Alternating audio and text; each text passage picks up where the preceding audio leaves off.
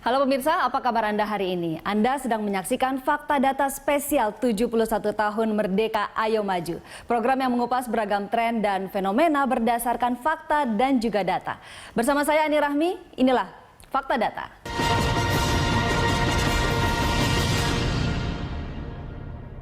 Sejarah telah membuktikan pemuda adalah salah satu pilar penting dalam perjalanan kehidupan berbangsa dan bernegara. Negeri ini merdeka karena peranan pemuda yang sangat besar. Bung Karno, presiden pertama kita berkata, "Berikan aku 10 pemuda, maka aku akan mengubah dunia."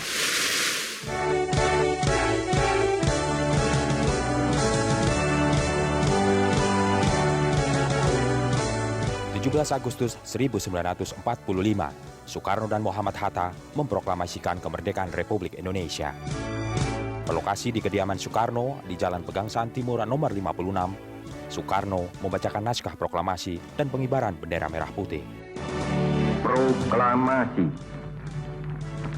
Kami, bangsa Indonesia, dengan ini menyatakan kemerdekaan Indonesia. Hal-hal yang mengenai pemindahan kekuasaan dan lain-lain diselenggarakan dengan cara saksama dan dalam tempo yang sesingkat-singkatnya.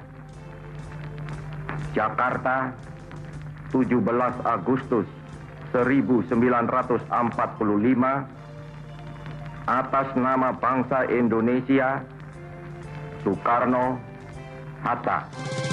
Nyatanya, deklarasi kemerdekaan ini tak lepas dari peran pemuda. Pasca dijatuhkannya bom atom di Nagasaki dan Hiroshima, Jepang, tanggal 6 dan 9 Agustus, para pemuda yang dipelopori Khairul Saleh, Soekarni, dan Wikana bergerak cepat menculik Soekarno dan Hatta ke Rengas Dengklok, Karawang, dengan tujuan meminta keduanya untuk memproklamasikan kemerdekaan. Peran pemuda sangat besar dalam mendirikan negara ini. Berjuang, berperang melawan penjajah, baik Belanda maupun Jepang. Semangat yang menggelora dan pantang menyerah mampu mengusir penjajah dari Republik Indonesia.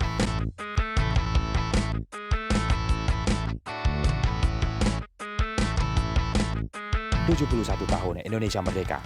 Kini saatnya pemuda Indonesia mencontoh semangat para pahlawan dengan membangun negeri ini menuju kejayaan. Merdeka." Pemuda adalah seseorang yang berusia 16 sampai 30 tahun. Jumlah pemuda di Indonesia sebanyak 61.834.690 jiwa atau sekitar 24,53% dari jumlah penduduk Indonesia yang tercatat sebanyak 252.035.650 jiwa. Populasi pemuda paling kecil dibandingkan jumlah penduduk yang berusia di bawah 16 tahun, sebanyak 76.677.460 jiwa. Dan penduduk di atas 30 tahun, sebanyak 113.523.500 jiwa. Kota memiliki magnet tersendiri bagi penduduk karena kemajuan di bidang ekonomi serta anggapan bahwa kota menjanjikan kehidupan yang lebih baik dibandingkan dengan desa. Tersedianya lapangan kerja yang lebih luas serta fasilitas pendidikan dan aneka fasilitas lainnya menyebabkan pemuda lebih banyak tinggal di perkotaan. Sebanyak 25,92%, yakni 32.751.570 jiwa pemuda tinggal di perkotaan. Sementara di pedesaan sebanyak 23,14% atau 29.083.690 jiwa. Jumlah pemuda berjenis kelamin laki-laki lebih besar dibandingkan dengan perempuan. Rasio jenis kelamin pemuda pada tahun 2014 sebesar 101,38. Artinya, setiap 100 pemuda perempuan terdapat sekitar 101 pemuda laki-laki.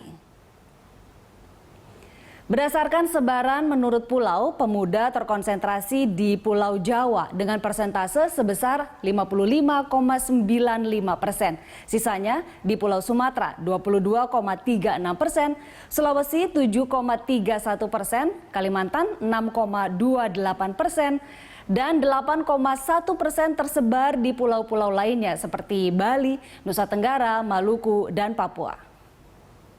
3 provinsi yang memiliki jumlah pemuda terbanyak berturut-turut adalah Jawa Barat 11,57 juta jiwa, Jawa Timur 8,62 juta jiwa, dan Jawa Tengah 7,45 juta jiwa. Sementara 3 provinsi yang memiliki jumlah pemuda paling sedikit berturut-turut Papua Barat 0,21 juta jiwa, Gorontalo 0,28 juta jiwa, dan Maluku Utara 0,29 juta jiwa. Hampir seluruh pemuda telah mengakses pendidikan. Sebanyak 23,52% pemuda berstatus masih sekolah dan 75,43% tidak bersekolah lagi. Namun celakanya masih ada pemuda yang belum mengakses pendidikan atau tidak pernah bersekolah sebesar 1,05%. Bahkan masih ada pemuda yang tidak bisa membaca dan menulis atau buta huruf sebesar 0,64%.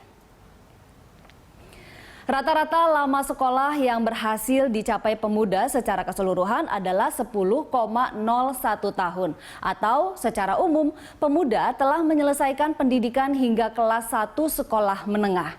Sebesar 43,78% pemuda di Indonesia berpendidikan SMA, 31,99% tamat SMP, 18,51% tamat SD, dan 4,67% tidak atau belum tamat SD.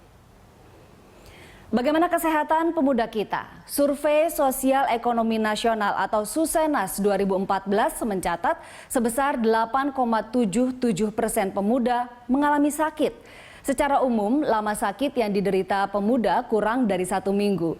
Sebesar 63,76% pemuda menderita sakit selama 1 sampai 3 hari. 26,85% menderita sakit selama 4 sampai 7 hari. Dan 9,38% sakit lebih dari 7 hari. Pembangunan ketenagakerjaan tidak lepas dari pembangunan kepemudaan. Pemuda memasuki periode penting pertumbuhan dan perkembangan termasuk diantaranya memasuki usia kerja. Berdasarkan data survei Angkatan Kerja Nasional atau Sakernas 2014, sebesar 51,03% pemuda Indonesia bekerja. Dilihat dari jenis kelaminnya, persentase pemuda laki-laki yang bekerja lebih tinggi dibandingkan dengan pemuda perempuan, yakni 63,32% berbanding 38,5%. Sektor pertanian masih memegang peran penting bagi ketenagakerjaan Indonesia. Ini terlihat dari besarnya pemuda Indonesia yang bekerja di sektor ini, yakni 25,23%. Lapangan usaha lain yang banyak menyerap tenaga kerja pemuda adalah sektor perdagangan 22,86%, industri 18,2%, dan jasa 16,97%. Distribusi pemuda yang bekerja menurut status pekerjaan memberikan gambaran tentang kedudukan seseorang dalam pekerjaan.